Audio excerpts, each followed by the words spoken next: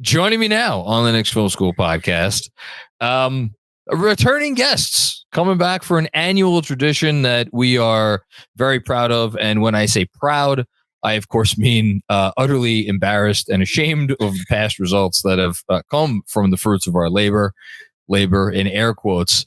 Alex and Gavin of Locked On Knicks. I don't know which one of you I should formally introduce first. Gavin, you're next to me in the box here. How you doing, Gavin? Oh, that's a big win for me. I think this is my first time being introduced first, so I'm doing fantastic. Switch it up. Alex, fantastic for you too. How we doing? Also fantastic. Ready for a new season to get started. Ready to, be bold and wrong, as we are every year. The challenge. Oh, and hi, Jeremy. Hey, John. How's it going? Fine. I'm glad you changed. I'm glad one of us changed our shirt. Well, it's been a very long week. I hope you washed that shirt in the time that we recorded our last episode and this one, which was, again, a whole week ago. Yeah. No, I'm like Linus was the character with the blanket, right? Mm-hmm. Yeah, I don't think he ever washed that thing. This was my shirt of the week. So yeah, it's funny you say that, not funny, but Alex, you just nailed why this episode that we do every year is kind of not ridiculous, but like it's boring if one of us came on here and was like, I think Mitchell Robinson is going to lead the league in offensive rebounds. Like, whoop-de-doo. Like, we do have to be somewhat bold to make this interesting. But I'll just ask you, and then we'll get right to our predictions because these things usually take a while as it is. Like, what I found challenging about this is the fact that like this team, for the most part, not totally, for the most part, I think has been fairly predictable over the last few years. So like coming out with a hot take is hard when you would like that hot take to be right. Do you see things the same way? I think specifically they're hard to make a hot take about this year because as we're seeing through the preseason, this team is boring in a good way. It's basically the same team as last year, swap Obi for DiVincenzo, and that's it. So like, you're kind of banking on development. That's what we're going to try to be, I think, looking at for some of these predictions here. But I think in general, like the last couple years, I wouldn't say they've been boring. The Kemba Fournier year, certainly not a boring year. That's what I was thinking going in. But then this past year, I mean, last year there was Brunson, which is such a huge variable. Nobody quite knew how good or bad they were going to be. Nobody was fully in on Randall or Tibbs at that point. Like there was a lot of tumult. So I think this year is kind of unique. This is like the most stable year of probably most of our lives in the Knicks history. I was about to say maybe famous last words, which means maybe this year is going to be batshit crazy. I was going to throw out there, John. I think part of our issue collectively is none of us ever want to be negative. And the Kemba Fournier year, that would have gotten it done. But I don't know if any of us have done it. And I'm proud to say I still haven't done it because it's just not fun to come on this podcast and be bold in a negative way. But I'm hoping one of you did, because I think maybe if we have the odd even year Julius Randle individual/team-wide trend, maybe that'll pay off. So on that somber note, we can get rolling. Yeah, I was about to say, man, way to end it on a downer. Yeah, you know what? Maybe you guys are right. I guess I just I was like looking over, stats of like past years and like trying to think to myself, all right, maybe they'll do better in this category, that category. With the exception of the offense last year, like this team as a whole, not individual players, but as a whole, year to year has been somewhat consistent in the Thibodeau regime. Although, again, there are exceptions to every rule. All right. Let's get started. So again, we're going to make 3 predictions each. So 12 in total, you're going to hear the first 6 of those on this episode or on this feed, and then the other 6 on the Locked On Knicks feed. Jeremy and me are going first. What? Right? Sorry, do we want to go over last year's first? Do we want to show how just horrible we were last year? No. We have no choice. Okay, so if you're watching on the YouTube channel, you could see. I think everyone should have to say them themselves and just and you should go first, Alex, because you're first because you're first alphabetically. Wait, do we get dunce caps for this? Like, does anyone make those ahead of time or no? Luckily on YouTube, nobody can see us because we're covered by the graphics. So even if I was wearing a dunce cap, you wouldn't be able to see. I had Jalen Brunson winning most improved player, which actually was not too bad. One might argue he should have been the most improved player, but he, of course, did not win that. This is where things get real ugly. Evan Fournier starts every game, shoots 41% from three, and breaks the 3-point record again. I said every game that he's available for what it's worth, but, same freaking difference. Could not have been more wrong there. That was pretty bad. I think I actually also said he would look quite good. Nope. And then Obi Toppin will average 25 points per 36, but average less than 20 minutes per game. I think he averaged 17 points per 36, which is somewhat in line with his career averages. And kind of, that's pretty bad. That's pretty far off. So I'm not going to give myself even half a star there. I think I got 1 out of 3. Pretty good.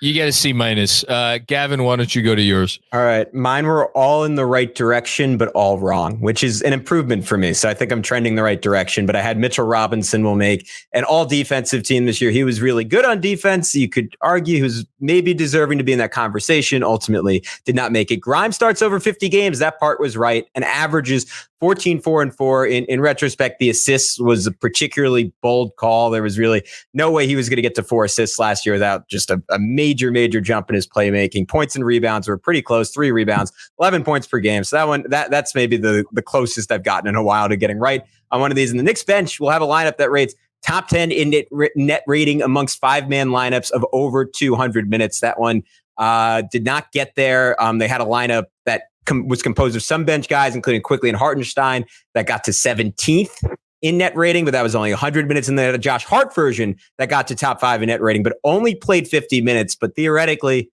maybe I could just run that one back if Josh Hart was here the full year. But I went 0 for 3. John, how'd you do? Not much better. So my first was that the starters will play even with the bench when we're looking at on-off.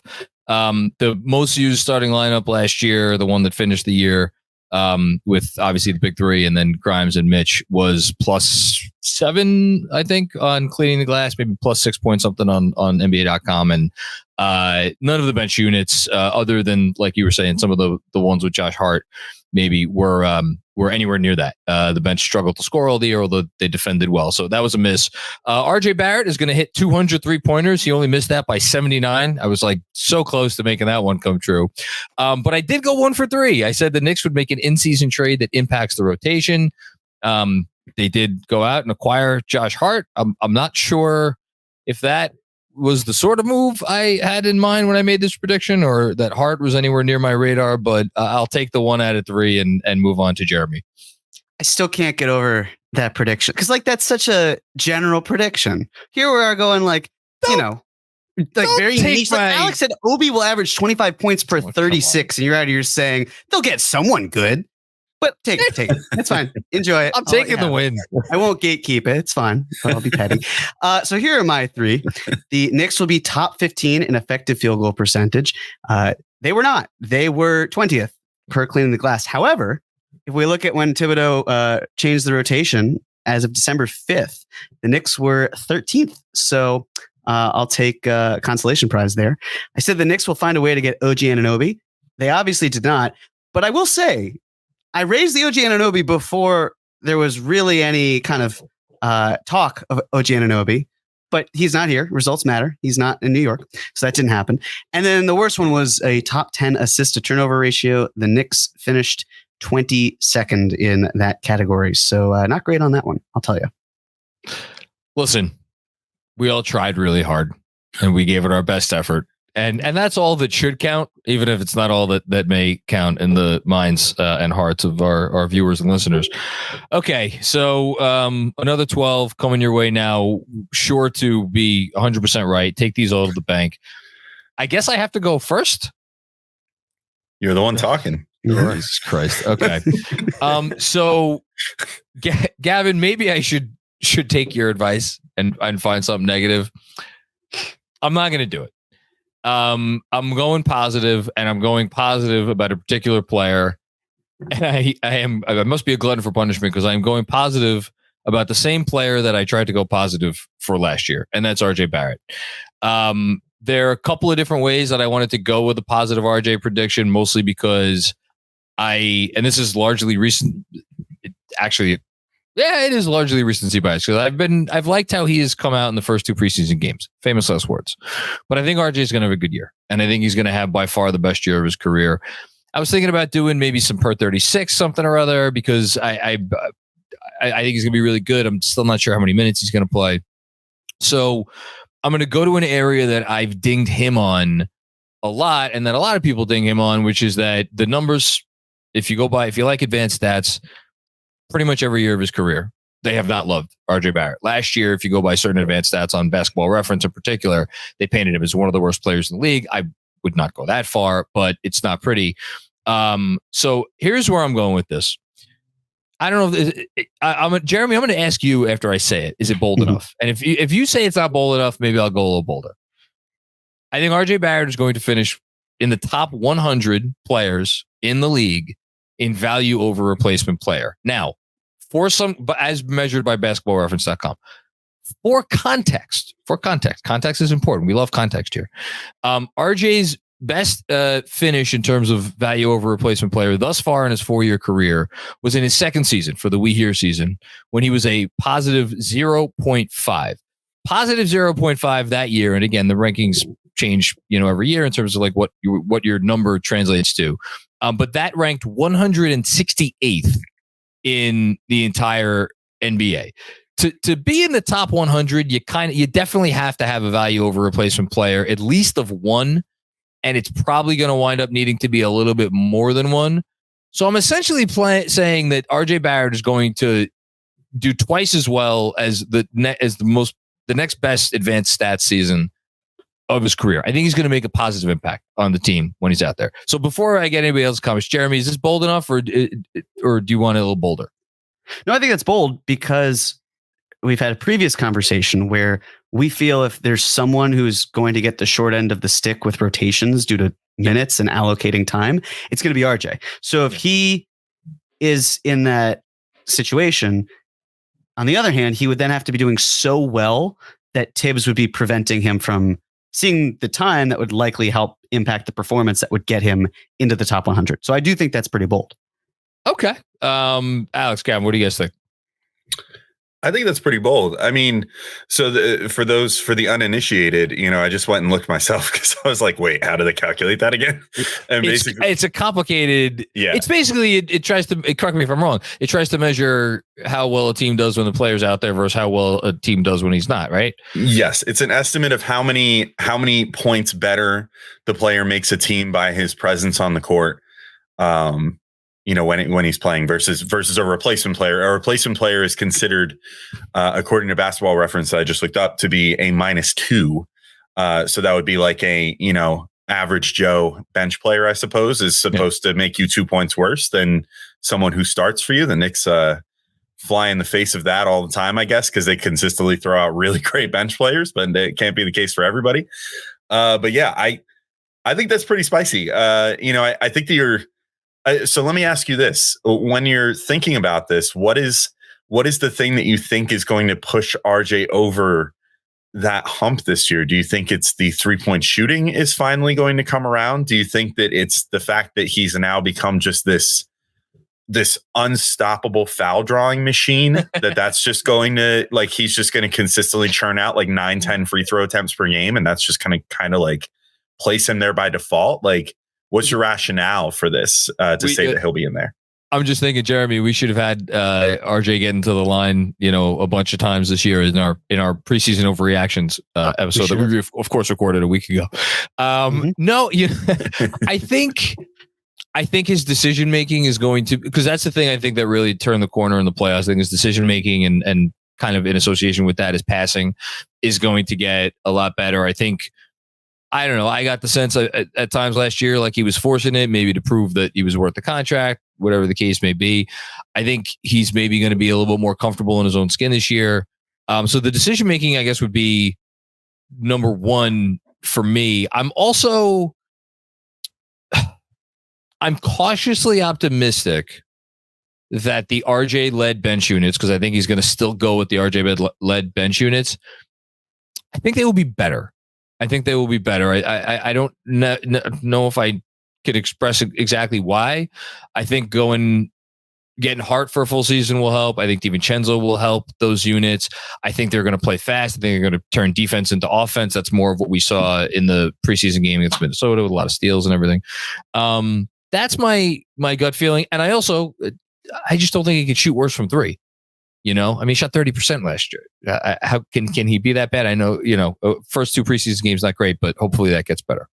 Yeah, I mean, John, to that point, the lineup I was referencing when talking about my bold predictions with Josh Hart had RJ in it. And that was for lineups that played 15 minutes or more. I think that was the third or fourth best lineup in all of basketball. So you see, like, in the right context with the right amount of spacing, like, he can be a fulcrum of I guess in the context that it's going against opposing benches, one of the better lineups in basketball. Only going to have more spacing with DiVincenzo out there this year. I don't know how much it factors into VORP specifically, but I think his underlying defensive metrics could get a lot better. Last year, he was first percentile. That is not the best. That's the worst in steal percentage in the regular season. And then the playoffs, he jumped up to 50%. So you see, sometimes it's, I don't know if that's an effort issue, a focus issue, a shape issue. The biggest thing for me is that he just doesn't have the disastrous first month to 2 months of the year we see from him essentially throughout his whole career. And I think coming off of FIBA, we're probably all pretty confident he's going to be able to avoid that. My biggest concern, if I can indulge myself in some negativity here, is that I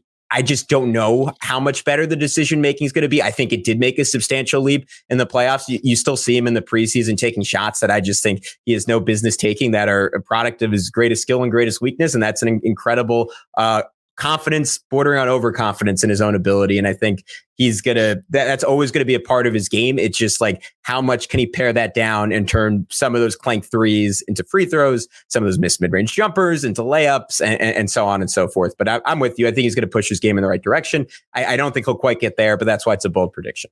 And listen, in regards to Jeremy, what you were saying about, like, well, if he gets to this number, then he really should be playing more. I mean, last year, a 1.0 VORP on the Knicks would have ranked tied for Grimes and Josh Hart both had VORPs of 1.0. Now, Hart's obviously was achieved with a very small sample size, but like Mitch was 1.7, Quickly's 2.1, Brunson and Randall were both over 3. So I'm not saying that RJ is going to be like in the upper echelon for the team, just that he'll be better. So for what it's worth. Anyway, you're up. I can't wait to hear what you have to say. All right. So for my first one, I'm going to go with a player who is not in the starting lineup. I'm going to go with someone who comes off the bench. And my bold prediction is that Isaiah Hartenstein will average at least 1 attempted 3 per game. What? Oh, wow. I like this. Is bold. This is bold. So here's my thinking.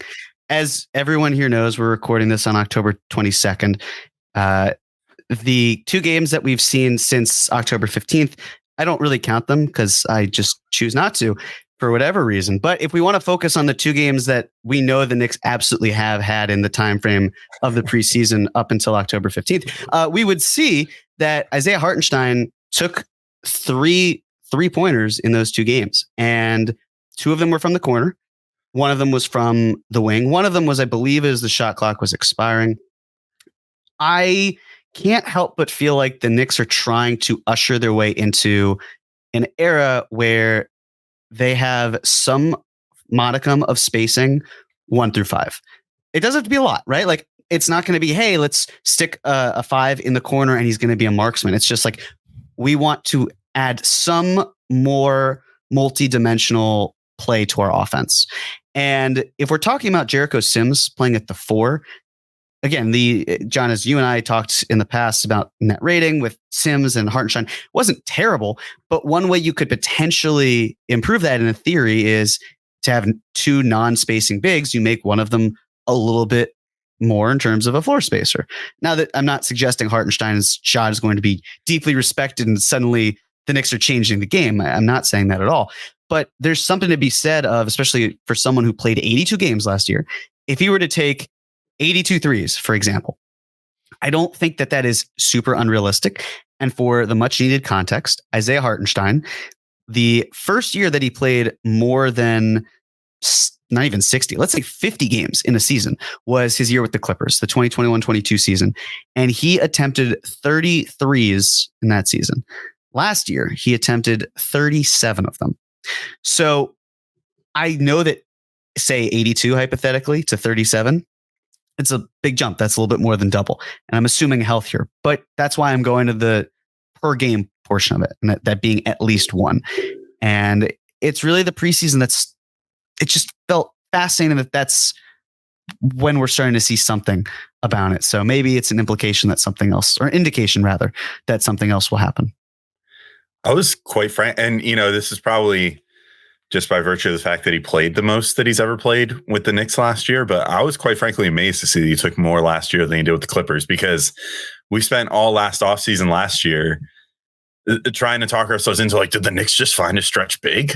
Did they just get this stretch big that can shoot? Look, he shot 40% from three. And it was I'm 0.4 attempts per game. It's not very much, dude. That's a rounding error.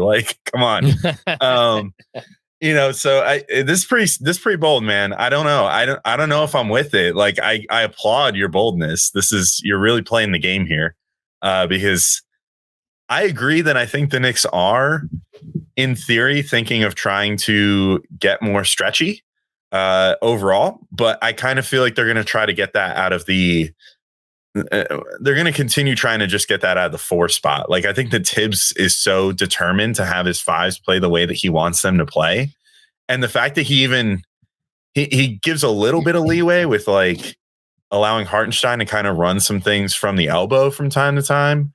And, we see how that works to great effect. That's shown off in the 4 preseason games that we've totally seen all the way to completion. That gets shown quite a bit, where he's, been looking for guys cutting back door and looking for guys just in general cutting to the hoop. He had a really nice one, I think, to RJ the other day. And then he always seems to have a really nice connection with Deuce for whatever reason on those backdoor cuts. So he's an interesting player that plays differently than Mitchell Robinson. That said, when it comes to the dirty work parts of the game, Tibbs wants him in the same spaces as Mitchell Robinson. So getting offensive rebounds, just getting rebounds in general, he's going to need him to clean up there more so than ever this year with that men's unit. Because I didn't really put this into, maybe I should have made this into a bold prediction. I might even switch one on the fly.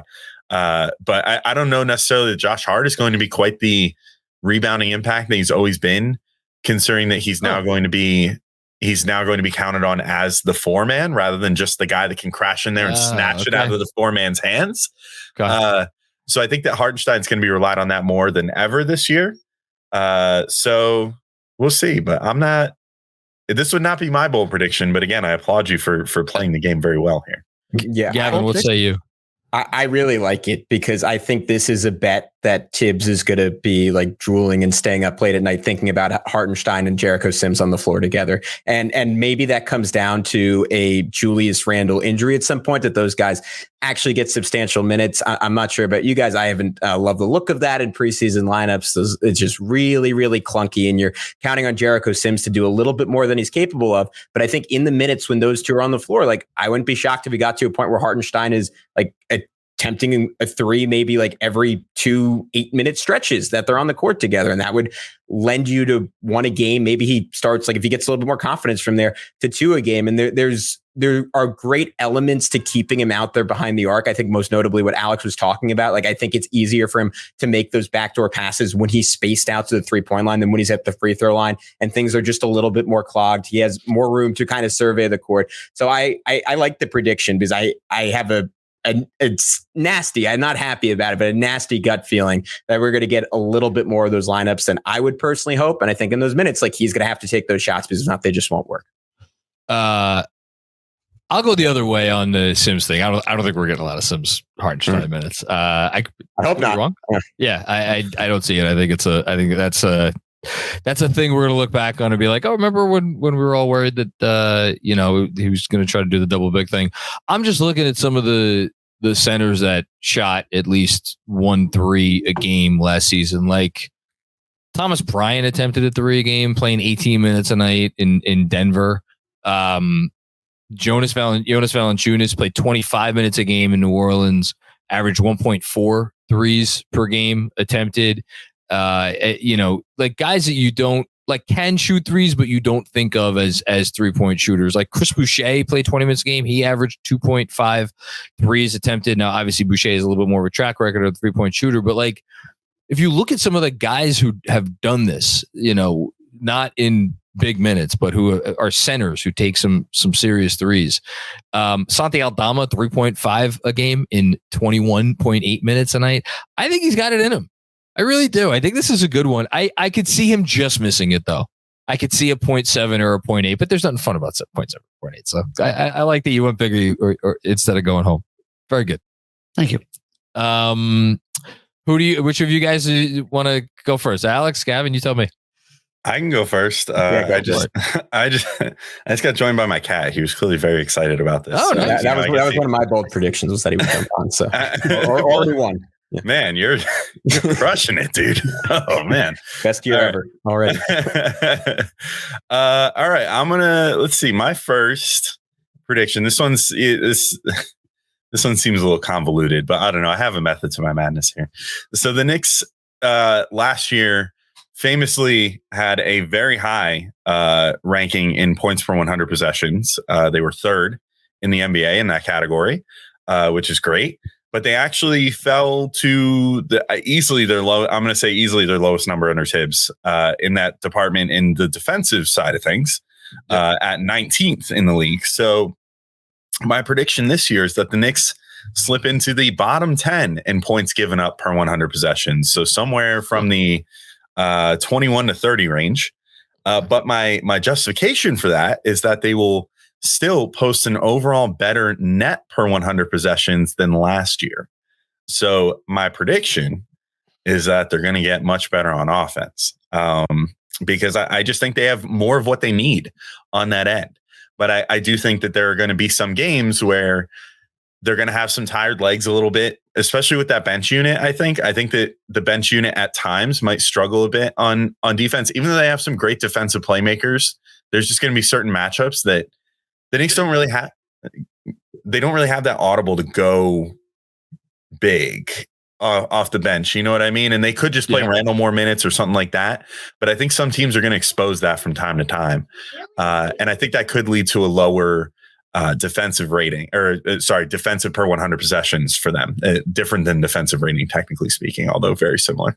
But their offensive per 100 possessions, I think, is going to get a lot better, in large part due to that second unit just blitzing, running, and just getting after all the time. And I think the team overall is going to look to run more this year, which, again, maybe will tire them out a little bit for the defensive end, but should overall have a higher impact than before. So last year, just for reference, I forget if I even mentioned this, they were a +3. So I think that they will end up with a higher than +3 net rating per 100 possessions this year. So what I'd like about, two things. One, I'm not sure I see them because it's tough because they finished 19th, right, in defense. Mm-hmm, mm-hmm. So like if they finish 21st, that qualifies for right. Your prediction. But okay, wait. If I may though, there was a pretty big difference. I pulled the stats a minute ago. There was. I know where you're going with this. It was a pretty big drop off. I'll see if I can get there quickly. I got to go back. I'll finish reference pages. I'll finish my point quickly. And I'll say I'm not sure if I see that part of the prediction at this point, based on what we've seen so far. I don't think they're going to be. I think it would be a nice achievement for them to be a top half of the league defense. That's what I'm rooting for personally, to be 15th or higher. If they're somewhere 16, 17, 18, that's kind of what I'm expecting. I don't know if I'm expecting to be below 20. Wouldn't shock me. The reason I like your prediction is because I think a lot of people, their initial reaction upon hearing like, my God, they're going to be better than the third or by cleaning the glass, second best offense in the league. There's one number that I think jumps out, and that's speaking of 19th place finishes. The Knicks were 19th in 3-point percentage last year in terms of conversion rate, 35.4% from deep. I'm not saying that they're gonna skyrocket in that category, but I would actually be really shocked if they finished that low again in threes. I think they're definitely going to be top half of the league in threes. I think there's a world where they could be 12th, 13th, 14th. In threes. Again, I mentioned before, RJ possibly getting better from three. They brought in DiVincenzo. I think Randall could be a little bit better from three. Grimes could get better. Quickly get all these guys could get better from deep. So if everything else stays mostly the same, and I kind of see them having a repeatable formula on offense. Like we know what they want to do. We know how they do it. If the threes go up, it's not that crazy. Anyway. Yeah, I think it's a great point, John. I think it was kind of stunning that they had a historically good offense last year, given that to the point of Jeremy's prediction from last year and what you guys are saying, like the shooting was just not that good. And I don't see any way that the second unit isn't more explosive offensively. Like I just think the spacing, the collective ball handling, I love that we saw in the first preseason game, Tibbs was willing to give Grimes some time with that lineup. Like I just think those units, like if I was tempted to almost recycle a prediction from last year, I think they're going to blow people away. We saw it every time Josh Hart was on the court, they blew people away. Emmanuel Quickley is a net rating maven.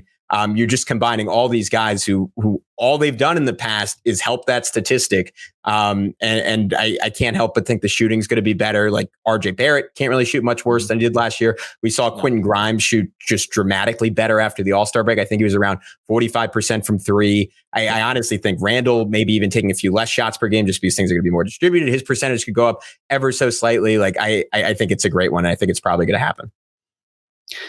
I would agree. Although there's something to be said of the conversation where we're all positive about this. So maybe it does actually go in the negative direction. And that's the regression that we kind of need for our own sake to keep us in check. But yeah, it's I think that the difference between Obi and DiVincenzo is going to be pretty significant, at least from the net rating standpoint. I think it's easy to look at just the spot up shooting and the difference there. Even on the defensive end, where the Knicks have consistently been one of the worst teams in terms of deflections, and now they finally get someone who is really good in that category, that should help increase or improve one rating and then lead to an overall net increase. Yeah.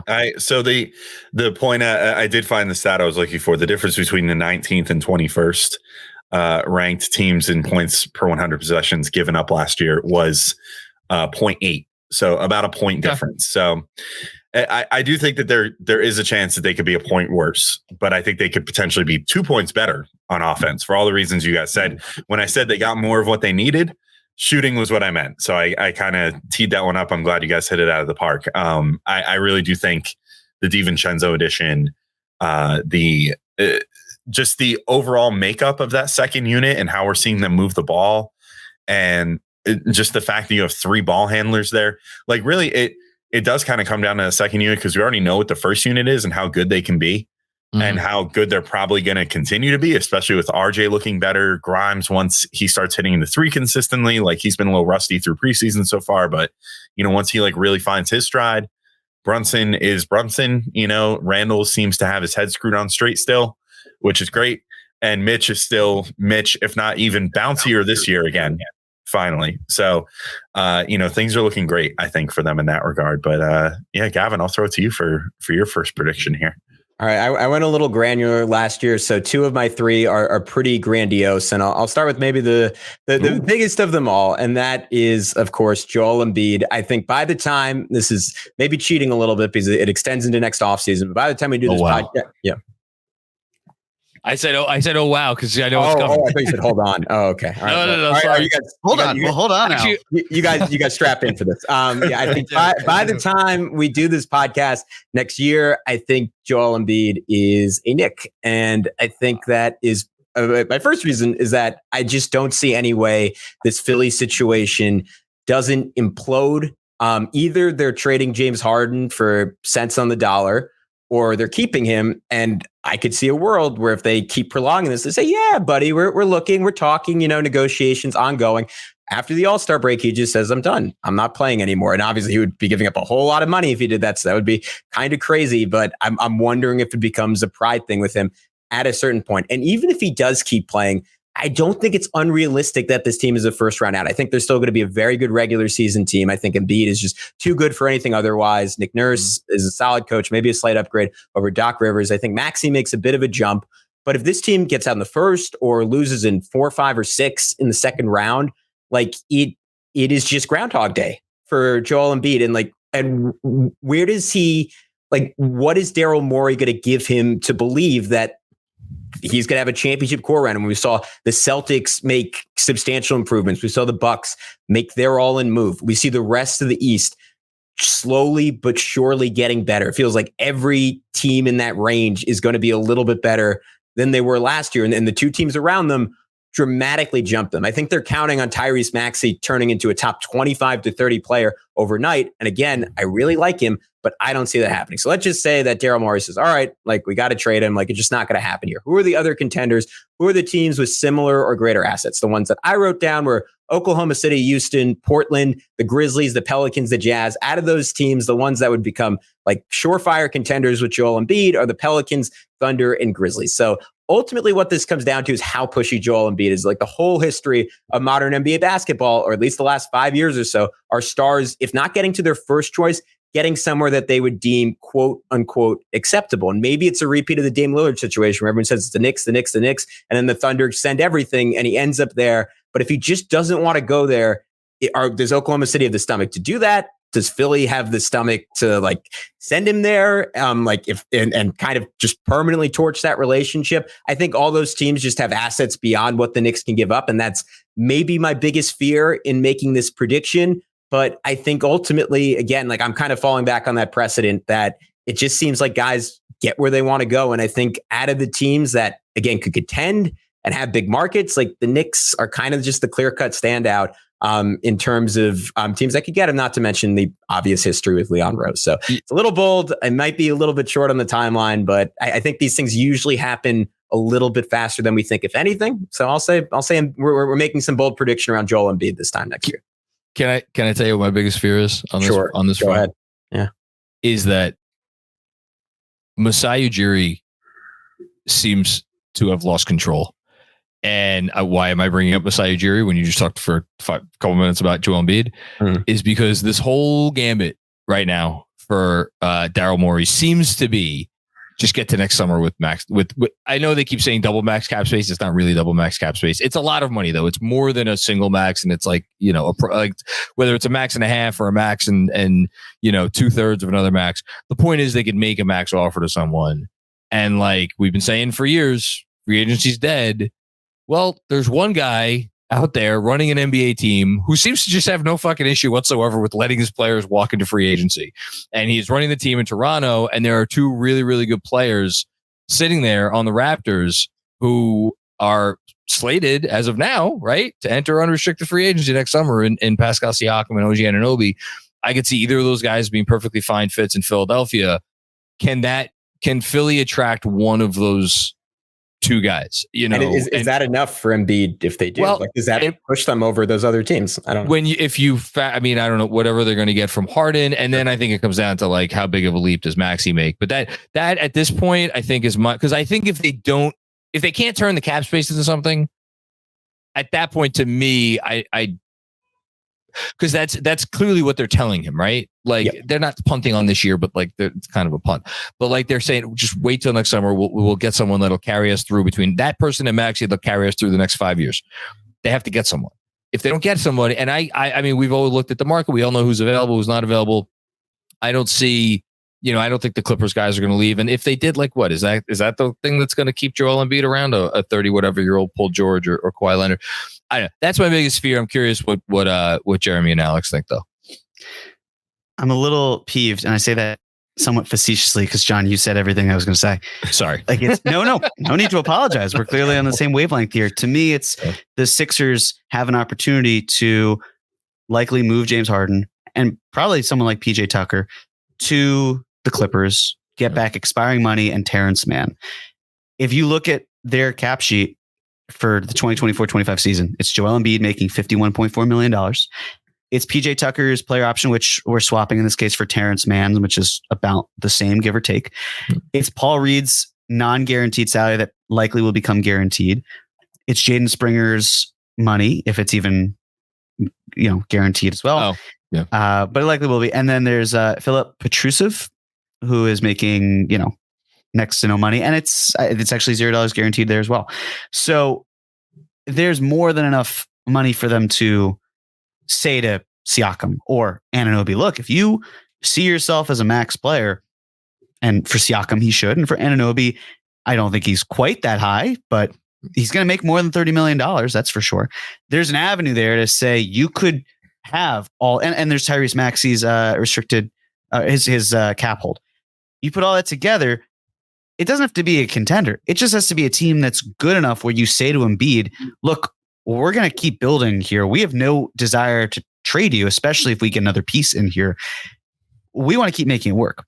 And I think the one thing that I have had to kind of change my mindset over, one of the things that we often talked about in our KFS group chat was, and I spearheaded this a lot, how is Giannis supposed to get any help? Because you've got all these older players, you have no assets, you have Drew Holiday who said he doesn't really want to sign a new contract after this, he's done.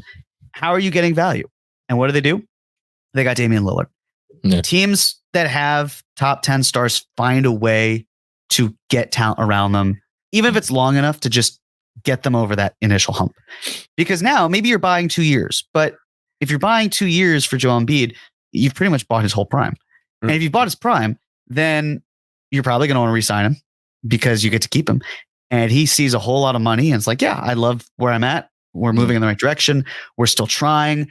They can reinvent themselves, and teams reinvent themselves in ways that we often don't think that they can. And I think the Sixers, with Daryl Morey especially, can reinvent themselves. So I honestly think it's very bold, Gavin, just because we've also seen all these stars not get what they want. Like Damian Lillard wanted to be in Miami. This is a newly single man who is now getting to date the women of Milwaukee and Madison and Sheboygan if they drive that far. Did you not see Love Actually? I have not. No, but maybe their tractors get from Sheboygan to Milwaukee and there's a parking spot for the Fear of the Deer. I don't know. But like that's what he has to deal with. We saw Donovan Mitchell want to come to New York and he's in Cleveland. And I just, unless it's someone like Kevin Durant who finally got his wish because the Suns paid what they had to pay, what they didn't want to do, earlier in that offseason. I just, it'd be great if players what they want and they could move more freely. I just think we're kind of past that point.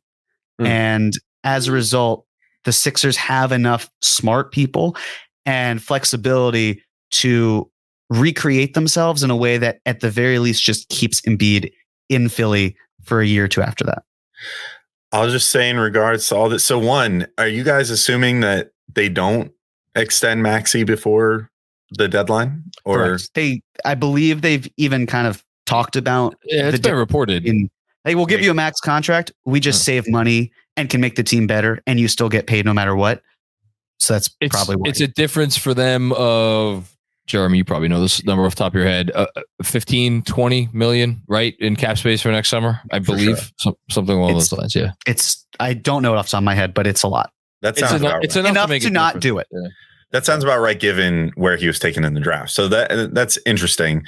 If they've got some sort of under the table deal going for him, then cool. I wonder if maybe there would be some pressure from Maxey and his agent to make that happen. Granted, what are they going to do? It's like, well, then we'll just hit restrict free agency. You get a max offer somewhere else, and then Philly will just match it anyway. So I guess it's kind of a losing battle there, no matter what. I just think.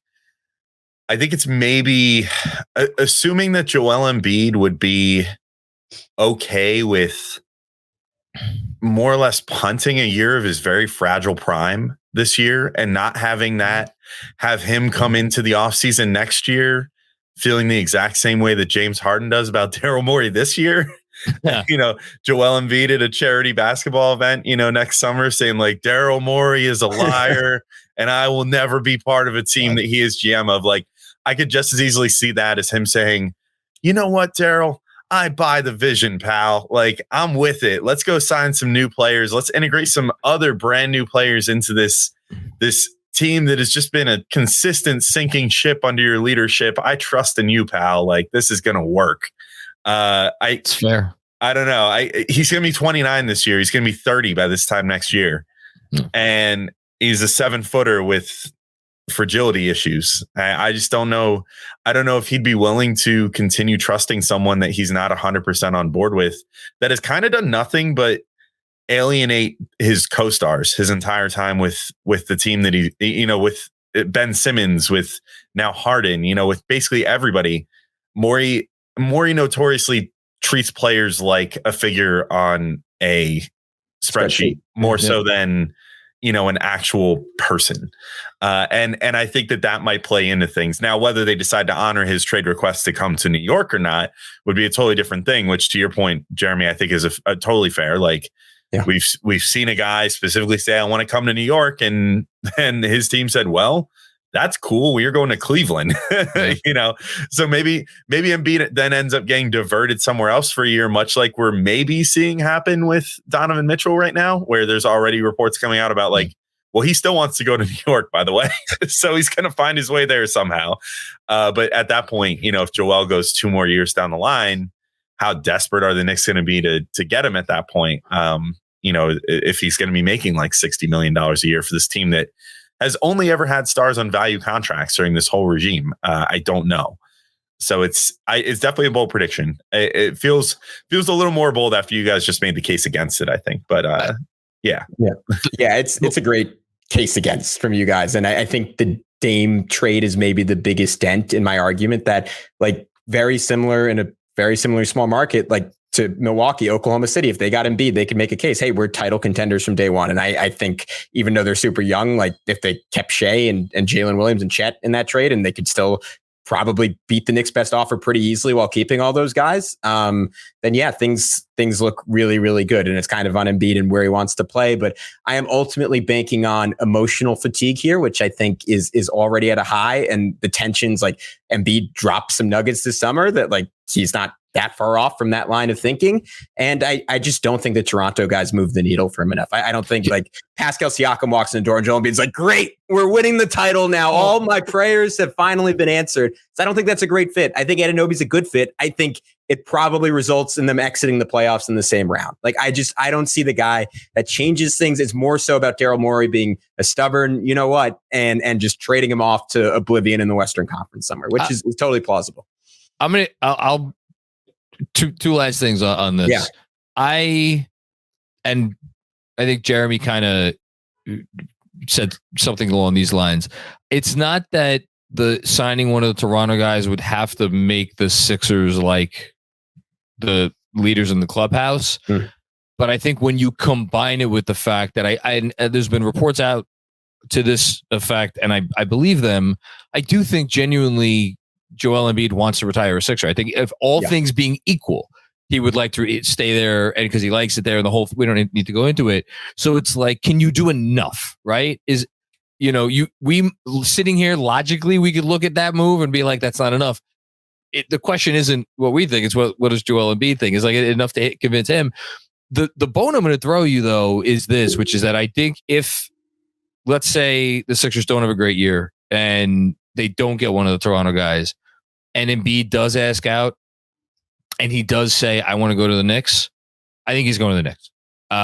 It's the point I've been making, which we could probably sit here and talk for another hour about, but like, the fact remains that we have yet to see a star demand a trade to a place, a particular place, one place, or make it known that he would like to end up with that place, and have that team offer everything, relatively speaking, everything, as opposed to what the Knicks did last summer with Donovan Mitchell, and what the Heat apparently did this summer with Dame, where it's screwed around a little bit. Yeah, we're going to try to negotiate.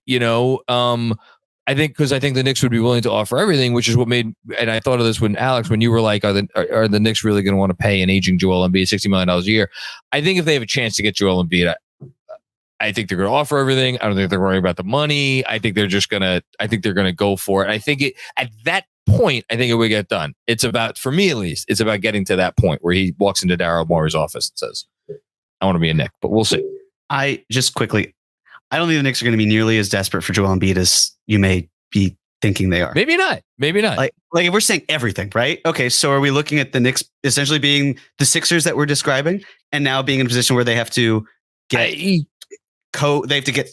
help around Joel Embiid, and it's just Brunson and Embiid and some other players that are there, but there's still massive holes that they have to fill. It's all the picks. And I think it's 2 rotation players. I think it's we'll see. I think the Knicks have been like the DiVincenzo signing to me was like, we are going to have insurance when we trade one of Grimes or Quick. And to your point, if it's everything, maybe that's not enough. But I think the Knicks have been insulating themselves against the scenario for a while now and kind of planning around it. Sure.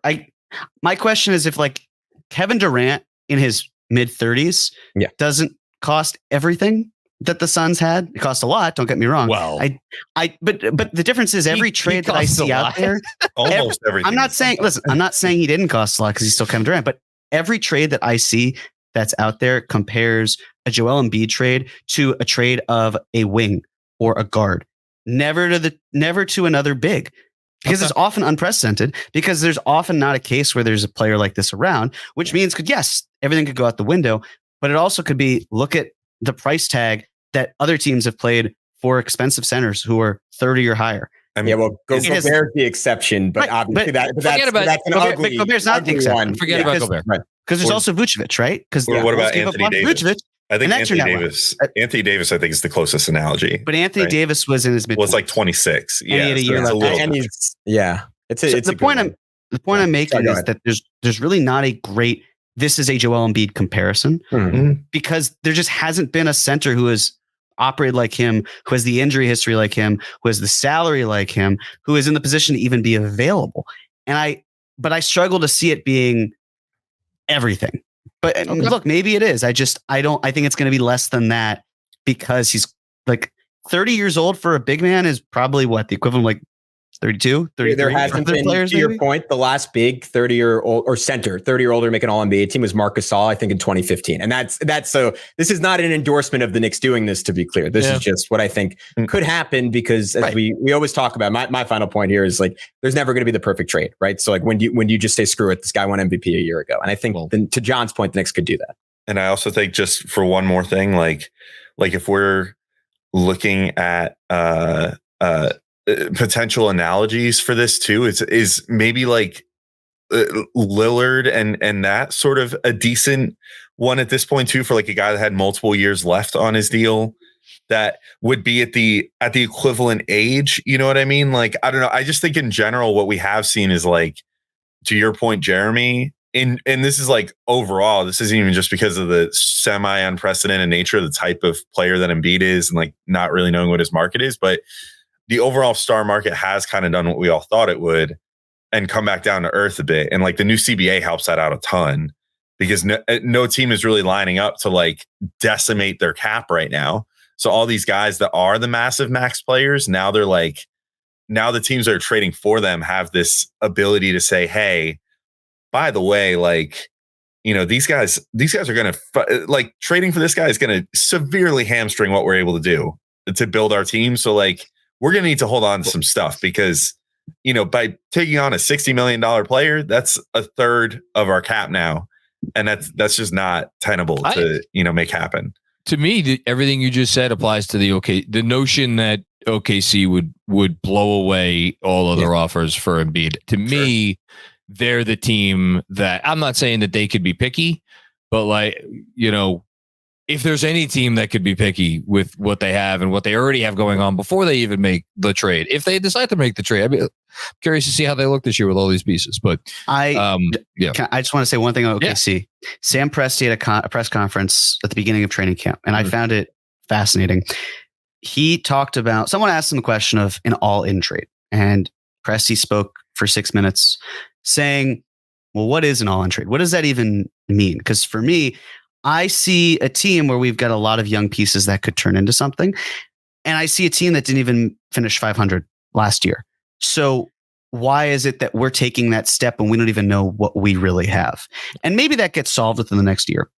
But is it the sort of thing where with their timeline that the player they go after is the player we're describing who is on the older side when they play in a small market where team control is so important? They got all that time out of Kevin Durant, and the moment that he could leave, he did. Yeah. I just feel like they're going to try to stay as homegrown as possible, and they're going to use their wealth of assets to, you know, maybe is it a Zion Williamson type player? Is it someone who is on a rookie contract who's a star? Where is it trading up in the draft to get some prize possession, even though that can still be tricky? I just think the timeline. Which they have, right? I mean, they did with the Knicks. They traded 3 protected picks for the 11th pick overall. But the Cade rumors I'm talking about, yes, from a few years ago, yeah. So I just think the timeline is a little bit off. Where if there were a team for Embiid, and again, it depends on how far along the Thunder are. Yeah, it just seems like they're at disparate points. I was wondering if Memphis would maybe throw Triple J out there, but we've gone long enough on this. But I think that's another wild card. Teams like swapping a young star because they want to win right away.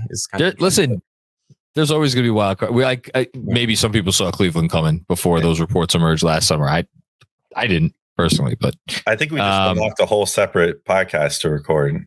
Yeah, clearly, yeah. We'll listen. We have a lot of time to do that.